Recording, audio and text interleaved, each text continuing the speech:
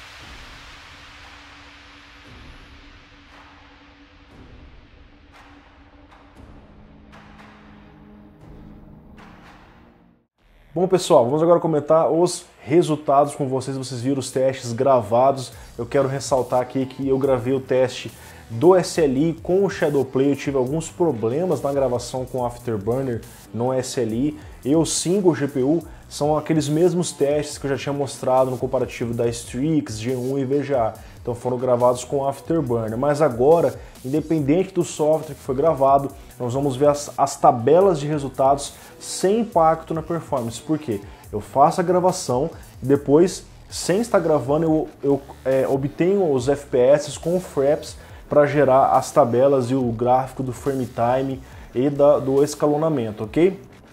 Então, vamos lá, pessoal. GTA V G1 fez 43, uma única placa. A EVGA fez 41 na média, 2 frames a menos. O SLI G1 fez 76 frames na média, uma escalabilidade de 77% na média, ou escalonamento, como vocês preferirem falar.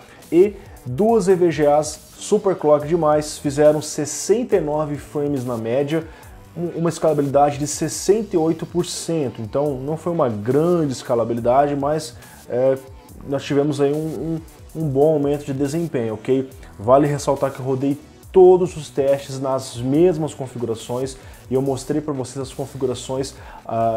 Em cada teste, na parte de baixo, estava escritas as configurações que eu usei, ok? Pessoal, eu quero ressaltar aqui que no SLI de EVGA nós tivemos picos muito altos em certos momentos, mas eles não representaram mais FPS na média. Eu já expliquei isso em vários vídeos, eu volto a explicar aqui. O que acontece?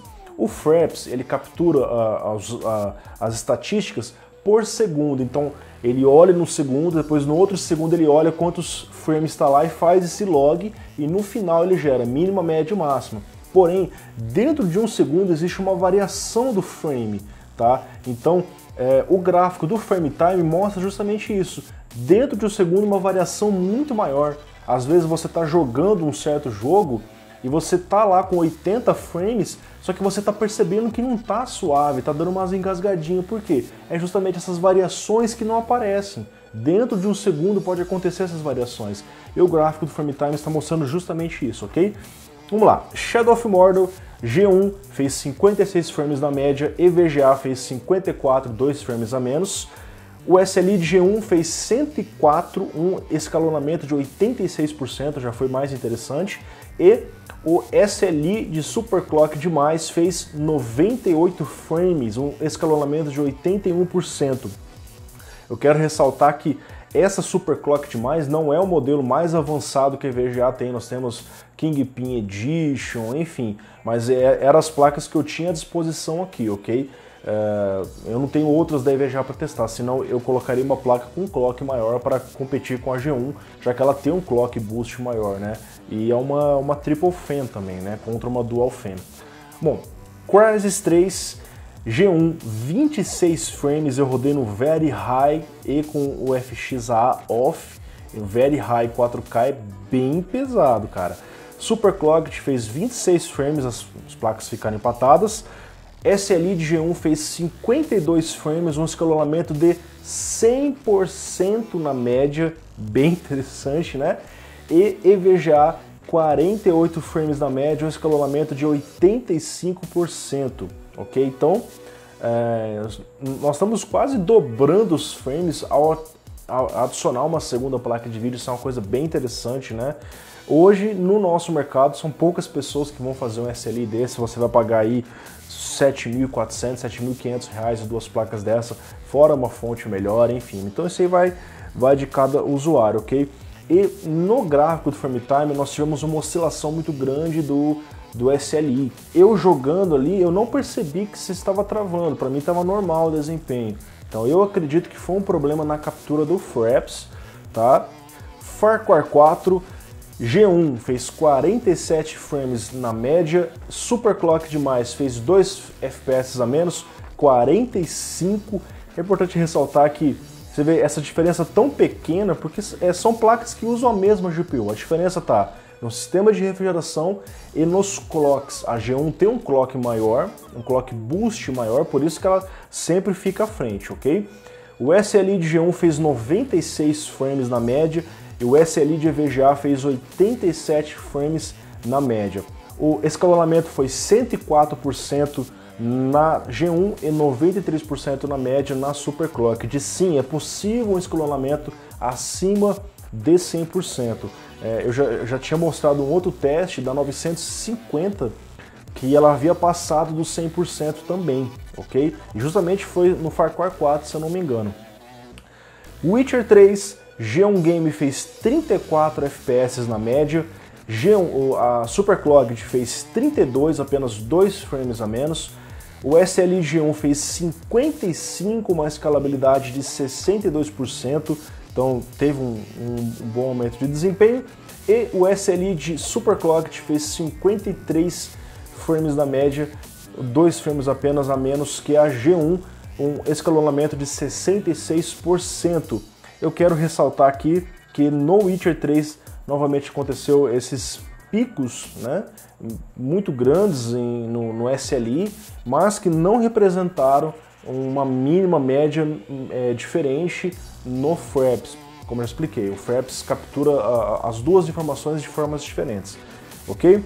Battlefield 4 Gigabyte G1 fez 60 frames na média, o sonho dos 60 frames em 4K e no Ultra, né? É o caso do BF4, que é um jogo mais leve perto de outros, como Crysis 3, por exemplo.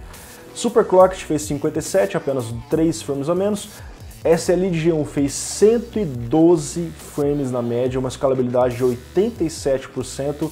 O SLI de Superclocked fez 108 frames, uma escalabilidade de 89%. Então é um desempenho bem bacana com a SLI, né? Você coloca duas placas, você está quase dobrando os frames aqui, bem interessante o desempenho, né? E mais uma vez nós tivemos uma oscilação no gráfico do frame time no SLI apenas. O desempenho single GPU ficou muito consistente. Vocês podem observar que as duas placas seguiam o mesmo padrão, porque eu tenho uma metodologia de seguir um teste fixo, né? Então eu rodo sempre nos mesmos lugares, procuro manter as mesmas condições para que seja um resultado justo para as duas placas, ok? E por fim, Batman Arkham Knight. Eu quero ressaltar que eu fiz o teste com aquele penúltimo patch que saiu hoje, hoje é dia 25, se eu não me engano, saiu um outro patch para o Batman e esse provavelmente vai ser o patch definitivo, pois até o Batman já voltou para a Steam, né? Mas o SLI ainda não está funcionando e pelo que eu conversei com o pessoal da NVIDIA vai continuar ainda sem funcionar por um tempo, não sei quando que vai vir o suporte para SLI no Batman, ok? Então G1 fez 58, Superclocked 55, SLI de G1 59, um frame a mais, o SLI não funcionou no Batman e o SLI de Superclocked 56. Então a escalabilidade da G1 foi 2% e a Superclocked de 2% na média. Então a gente não precisa nem considerar aqui que realmente o Batman não funciona SLI. Foi um jogo que chegou com muitos problemas de desempenho, aos poucos a desenvolvedora foi corrigindo e esse é um problema que ainda a gente tem ainda, que é o SLI, ok? No teste passado, que eu tinha comparado a 950 com a 370, Crossfire e SLI, a 950 também não tinha funcionado, o SLI não tinha funcionado no Batman, só o Crossfire funcionou, só que teve problema de desempenho, então mesmo que ele teve um aumento de desempenho, ficou travando. Eu até esqueci de comentar isso no teste, realmente não ficou legal. Bom, 3D Mark Fire Strike, apenas a pontuação gráfica, como eu já venho fazendo já há bastante tempo. G1, eu rodei no modo Performance Extreme Ultra, ok? G1 fez 19.261 no Performance, Superclocked de 18.478, o SLI de G1 teve um aumento de desempenho de 76% e o SLI de Superclocked 91%. Interessante que o Superclocked teve um melhor aumento de desempenho aqui, ok? No modo Extreme, G1 fez 8.965, Superclocked fez 8.576, o SLI de G1 teve um aproveitamento de 82%, já foi um pouquinho melhor que no teste do modo Performance, e o Superclocked 95%. É interessante que os benchmarks sintéticos, como eles são otimizados, você consegue um ótimo aproveitamento, mesmo que você coloque 3 ou 4 placas. Agora, se você vai testar um 3-way SLI aí nos jogos, é muito provável que você não vai ter um grande ganho de desempenho ao adicionar a terceira placa, ainda mais ao colocar a quarta placa, o ganho de desempenho é ainda menor. Isso depende do jogo, do driver, enfim, são várias questões. 3D Mark Ultra, 4.411 na G1, 4.181 na Superclocked, lembrando que o Ultra é o 4K. O SLI G1 teve um aumento de desempenho de 85%, novamente maior, então vocês viram que conforme foi aumentando a resolução, o SLI foi aumentando o rendimento, e Superclocked 92% de aproveitamento ao utilizar uma segunda placa no 3D Mark Ultra. Unigine Heaven 4.0, pontuação final, G1 fez 598 em 4K, Superclocked de 601, um pouquinho a mais só, a gente pode considerar um empate técnico.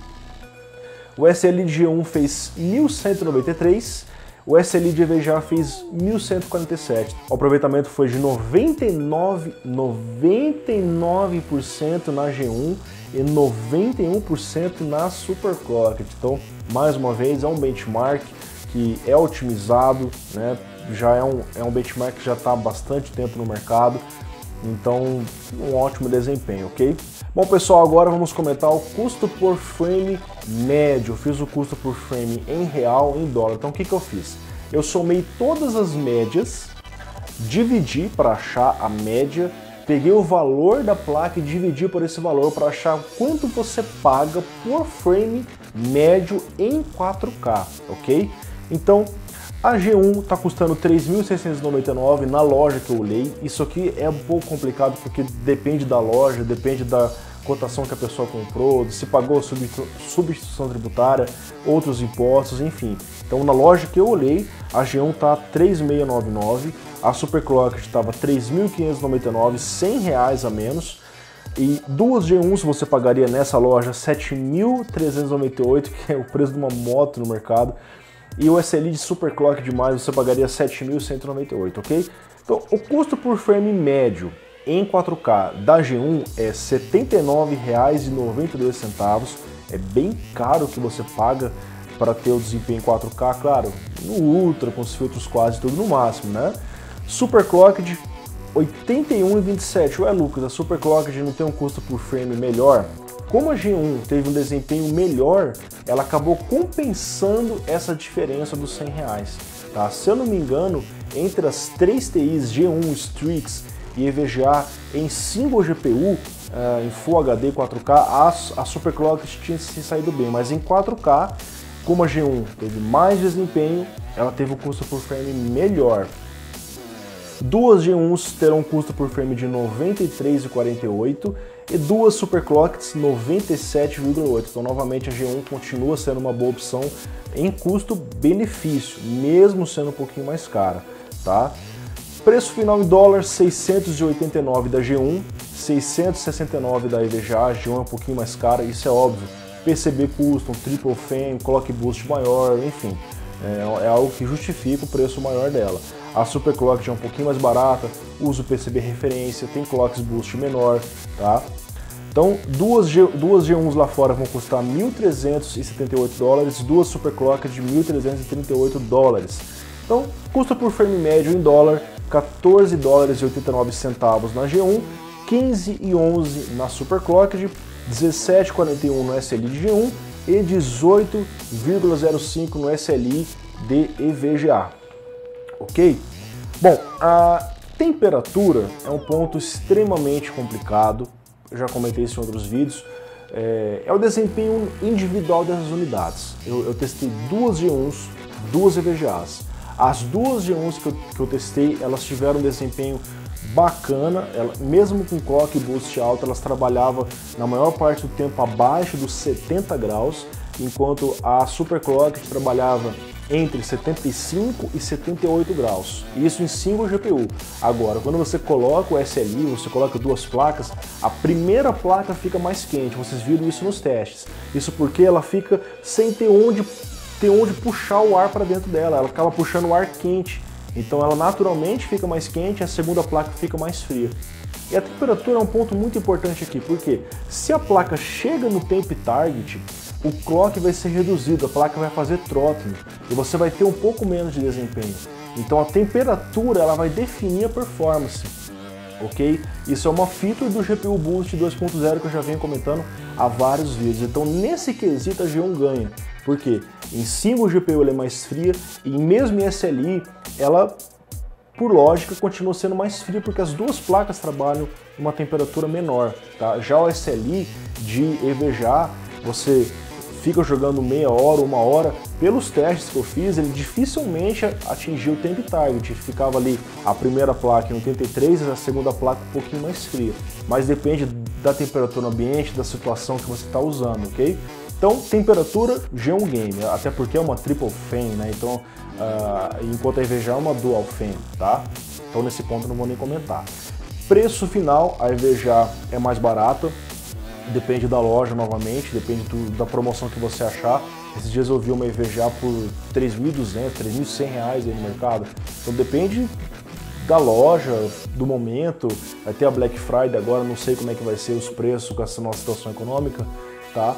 Consumo das placas, a G1 teve um consumo um pouquinho maior, isso não preciso nem explicar, ela tem um clock maior, isso faz dela uma placa que consome mais energia, tá?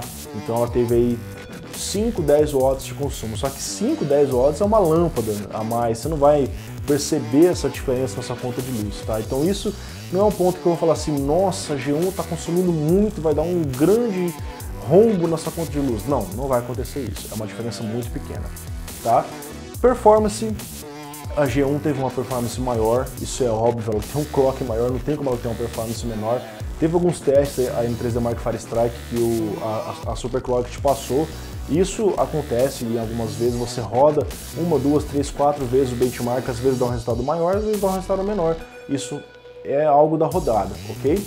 A EVGA tem uma outra vantagem, por ela ser uma dual fan, ela tem um comprimento menor, então se o cara não tem muito espaço no gabinete, tem aquelas baias laterais que ficam ocupando o espaço e não deixa se colocar uma placa muito grande, a dual fan seria uma boa opção.